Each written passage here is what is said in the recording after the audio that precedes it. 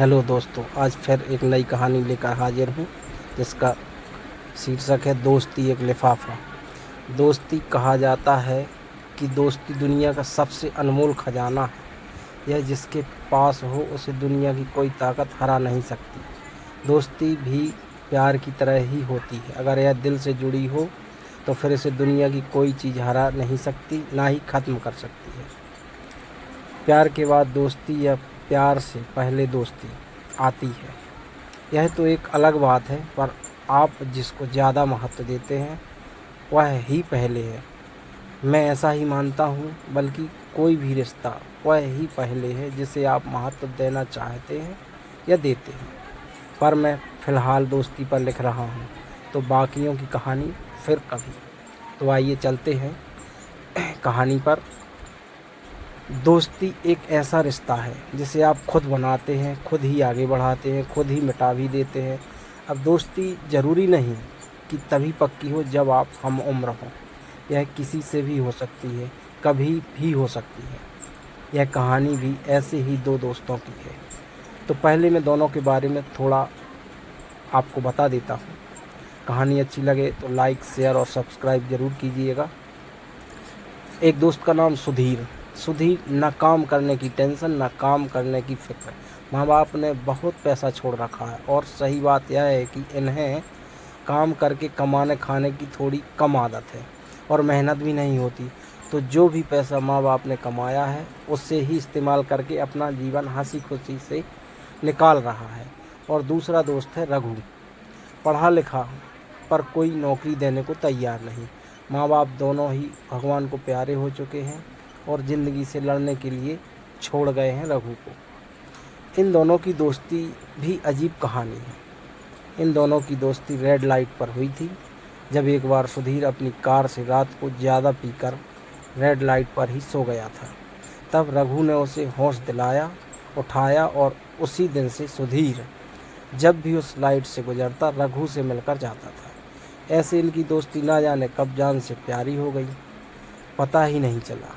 अब आपके दिमाग में एक सवाल और होगा, ये रघु ज़्यादातर रेड लाइट पर ही क्यों मिलता है? अरे भाई, यह भिखारी है जो और 4-5 लोगों के साथ मिलकर यह काम करता है और अपना और अपने साथियों का पेट भरता है। एक दिन सुधीर ने रघु से कहा, यार रघु, मैं बहुत दिनों से एक बात कहना चाह रहा था तुमसे, सोचा आज कह दूँ।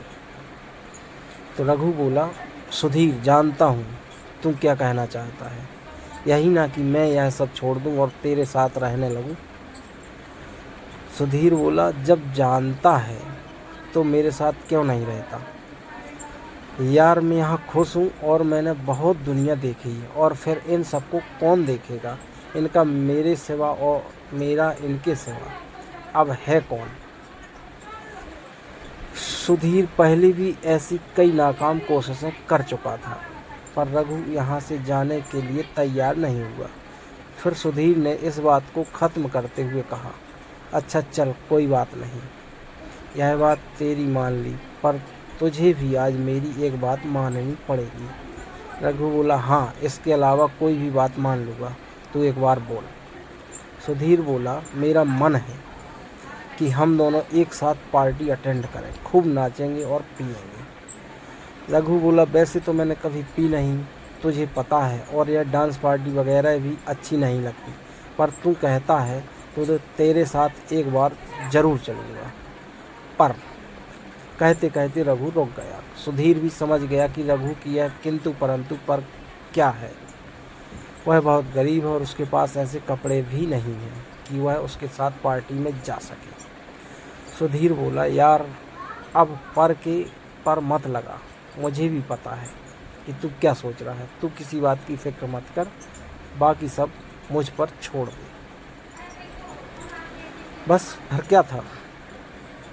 सुधीर रघु को अगली रात अपने साथ एकदम हीरो बनाकर ले गया और दोनों ने वहाँ खूब धमाल मचाया।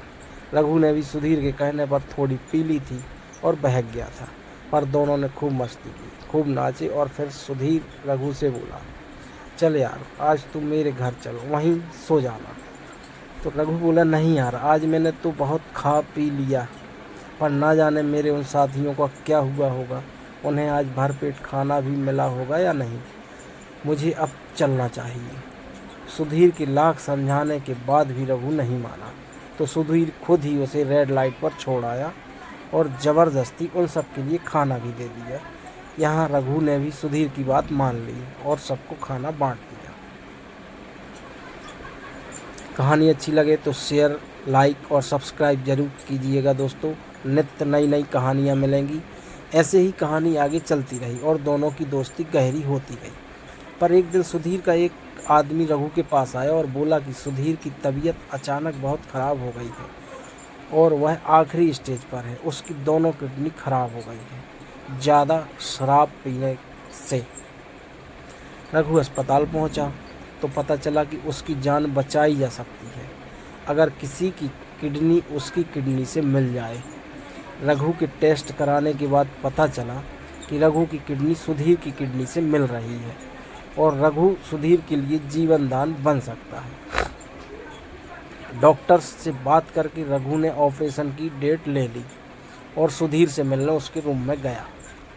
सुधीर बोला, यार मैं तुझे ही याद कर रहा था, सोचा अगर तुझसे मिले बिना मर गया तो मेरी आत्मा को शांति नहीं मिलेगी। रघु बोला, अब तू ज़्यादा मत बोल, तुझे डॉक्टर्स ने कम बात करने के लिए बोला है और तुझे कुछ नहीं होगा, मैं हूँ ना तेरे साथ, तो बिल्कुल भी चिंता मत कर, सब ठीक हो जाएगा।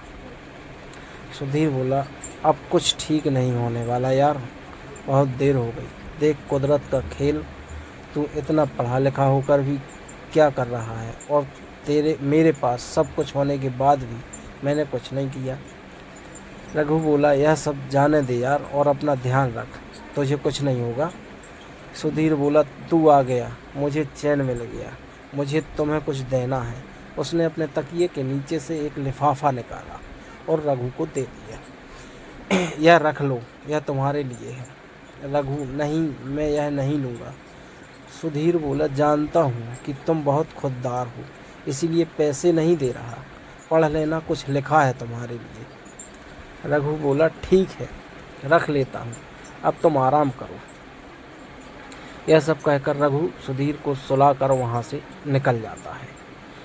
निकलते निकलते रघु को बहुत देर हो जाती है। उधर जाकर पता लगता है कि आज रेड लाइट पर रह रहे लोगों को पुलिस ने निकाल भगाया है और आज उनको खाना भी नसीब नहीं हुआ। यह बात रघु को हिलाकर रख देती है और रघु सोच में पड़ जाता है कि अगर एक दिन में इन लोगों का यह हाल हुआ है तो अगर मैंने ऑपरेशन कराया तो ये सब तो भूखे ही मर जाएंगे। रघु अपने दिल पर पत्थर रख लेता है और ऑपरेशन वाली डेट पर नहीं जाता है और 2-3 दिन बाद उसे पता लगता है कि सुधीर ने अपनी अंतिम सांस ले ली। सुधीर का अंतिम संस्कार हो जाता है पर रघु वहाँ भी नहीं जाता क्योंकि अब रघु भी टूट चुका था और रो रो कर उसका भी बुरा हाल था। कुछ दिन बाद रघु को उसके दिए लिफाफे की याद आती है। वह उसकी अंतिम निशानी समझकर उसे खोलता है और पढ़ता है।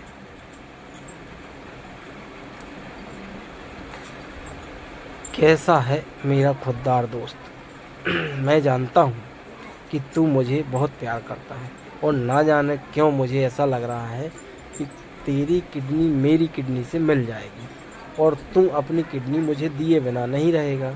पर यार तेरे पीछे तो इन सब का ख्याल कौन रखेगा। ऑपरेशन के बाद 2 महीने तक बिस्तर से उठ नहीं पाएगा। मैंने तो अपनी मौत खुद बुलाई है। तू ऐसा ना करे, इसीलिए मैं आज ही खुद को ख़त्म कर रहा हूँ और यह पेपर लेकर तुम इस कंपनी के मैनेजर से मिल लेना। ये कंपनी मैंने गरीब लोगों के लिए बनाई है जो यहाँ मेहनत करके काम करके अपना जीवन आगे चला सके और जिसको अब तुझे ही संभालना है और हो सके तो इस कंपनी में हर ज़रूरत वाले आदमी को काम देना और इसे बहुत बड़ी कंपनी बनाना। मैं भी पागल हूँ, ये तो तू कर ही लेगा। बस एक गुजारिश है कि मुझे जलाना से पहले मुझे एक बार गले लगा लेना। अच्छा दोस्त, अलविदा, चलता हूँ। दोस्तों, कहानी अच्छी लगी हो तो लाइक और शेयर, सब्सक्राइब